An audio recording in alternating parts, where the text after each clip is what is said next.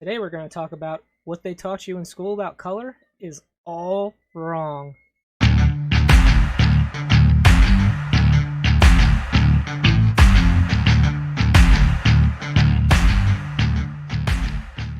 Hi guys, Jonathan from Two Raven Studios. Welcome. If you're new here, please hit subscribe. We have new videos every week to teach you how to become a better miniature painter. So what we're going to go over today is primary colors and mixing colors. It's going to be the first in a series I'm calling Color Theory Rabbit Hole. So we're going to go down the color theory rabbit hole, but not too deep today. We're just getting into what the primary colors are and how we use them to mix paints. So let's start out. What is a primary color? So a primary color is defined as a color that cannot be mixed by mixing other colors. So it's the basis of everything else. The primary colors are mixed to make secondary colors, which can be further mixed to make all kinds of other tones. So in school we learned that the primary colors are red, blue, and yellow. From those primary colors, mix the secondary colors, are green, purple. But is that actually the case? What are the primary colors? To determine what the primary colors are, we have to know what type of color we are talking about. Two main types of colors. One is called additive color, one is called subtractive color. The subtractive color is the more important one that we want to talk about today for mixing paint, but I'm just going to touch on the additive color. The additive colors are about light. We have wavelengths of light, and different wavelengths show as different colors. Starts at violet, ends at red. I know that's the visible light spectrum. So what are the primary colors when we're talking about? Well, if you're familiar with how a TV or a computer monitor works, which you're watching me on right now, any kind of screen, you would know that the pixels are RGB, which is red, green, and blue. Those are the primary colors when we're talking about additive color or light. It's called additive because we start with no light, so it's black. Once we have all the colors mixed together, we have white light, and in between is those colors we're talking about right now. So red, green, and blue. Mix those together, we get all the colors we need. So that is how you are watching me right now. But that's not true of paint. Paint works differently. Paint is what we call subtractive color. So in subtractive color, the way it works is light shines on something, it absorbs all of the colors except the one you see. The color you see is what's reflected out. So for example, something that's green is going to absorb red, the blue, all those other lights, and then the green is the only one reflected back out. That is subtractive color. Subtractive color, we start, say, with a piece of paper that is white. If we mix all the colors together on it, we go to black, so it's the opposite. When we're talking about additive color, we're starting at black and all the colors are making white. Subtractive color, it's the opposite. Start with white and all the colors add together make black. What are the primary colors when we're talking about subtractive light? What are the primary colors when we're painting? Red, blue, and yellow. Let's test that out. We're going to grab a red, a blue, and a yellow paint, and we're going to mix them together and see what happens.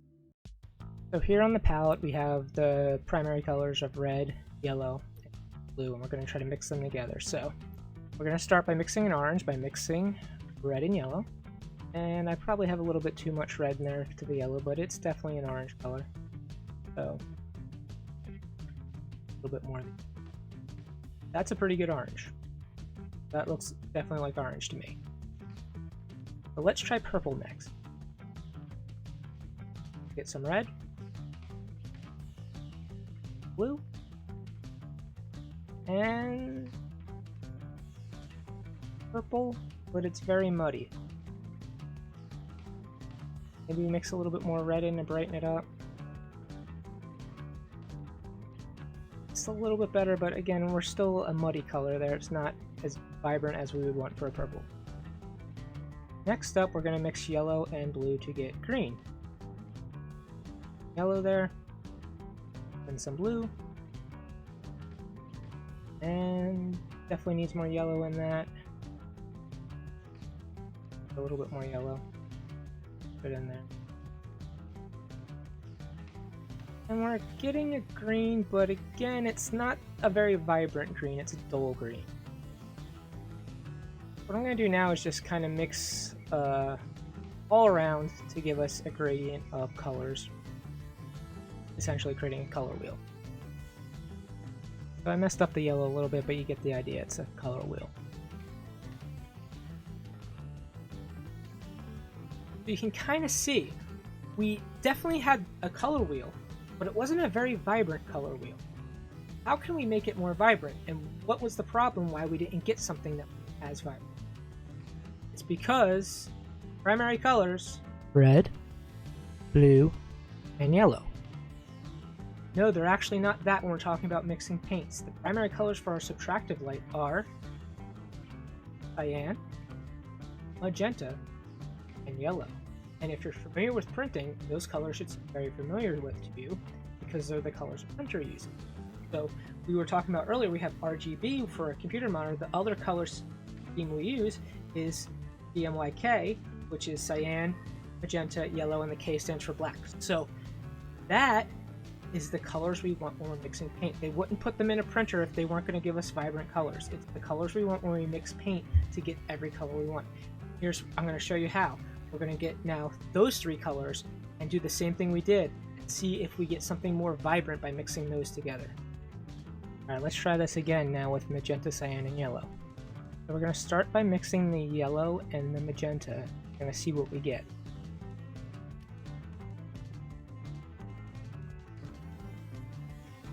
That looks like red to me. Primary colors are supposed to be primary because you can't mix them, but we just mixed red. So I would say that means red's not a primary color if we could mix it.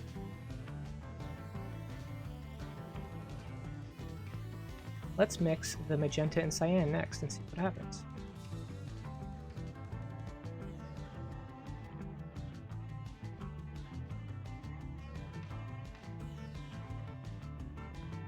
Now that's a much more vibrant purple than we got last time by mixing the blue and red.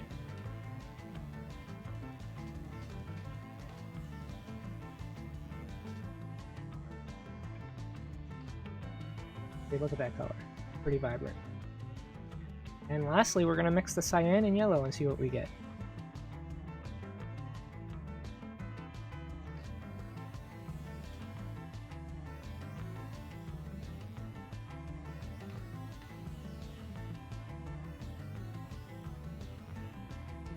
It doesn't look that vibrant in the picture, but in real life it's actually much brighter green than we got on the other one. I know it looks almost like the other color, but it's much more of a green than we got in the other. But I'm gonna just go around. But there's our orange that we didn't have, so we mixed the red and the yellow to get orange, and we're just gonna go around and create the color wheel just like we did on the other primary colors. So we're just gonna go around now and mix the color wheel just like we did with the red, yellow, and blue.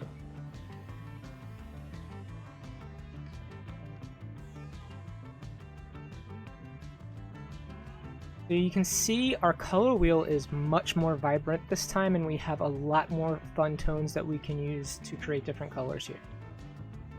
So as you can see, we got much more vibrant colors by mixing these three, and we also got a range that we didn't get the other because the magenta gave us a range between red and blue that we did not get on our other three colors. So it's kind of interesting that, yes, the colors we were taught in school, red, blue, and yellow, they are all primary colors, but not all primary colors in the same way of looking at color. So if we look at our color wheel, it's actually organized, so we have yellow, red, and blue, and it's kind of organized as those primary colors. Does that mean this is no good? No, actually, it's actually still very helpful, because by using this, we can make our own schemes.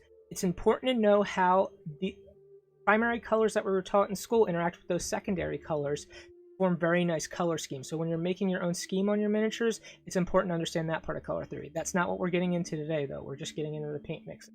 So for paint mixing, we want that cyan, magenta, and yellow to mix all of our paints. Understanding that, you're going to be more equipped to mix your own paints.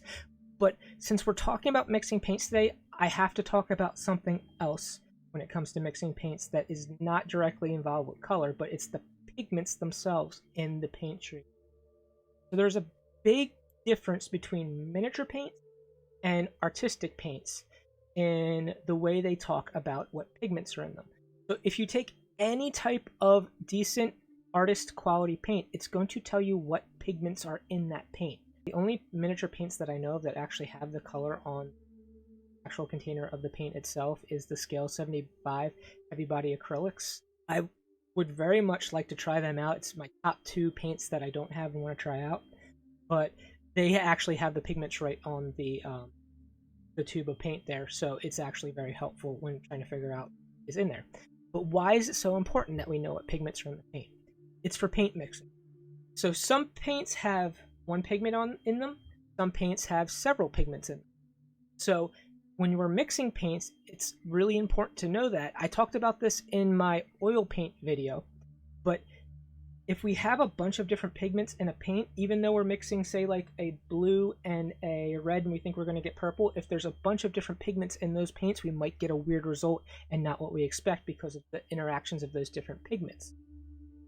Miniature paints, as a rule, tend to actually be multi-pigment paints. They tend not to be a single pigment paint, and it's probably why if you've painted with a lot of miniature paints, you've mixed 2 colors together and got a really weird result that you weren't expecting from those 2 colors, and that's the reason why the different pigments in there interacted strangely together. But there's nothing you can really do about it if you're using miniature paints, because like I said, they don't tell you what pigments are in them. You just know that that is a worry. But if you're using artistic paints, look for single pigment paints because they're going to be much more useful for mixing. Hope you found that useful.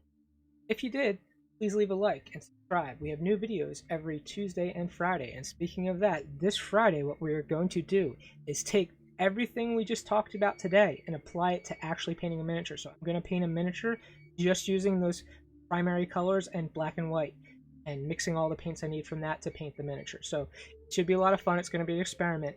So join us Friday so you don't miss out on that one. If you have any questions about what anything we went over, you can put them in the comments below. If I have an answer, I will give it. If I don't have an answer, I will direct you to somewhere where you can get the answer. Till next time, keep on gaming and paint your minis.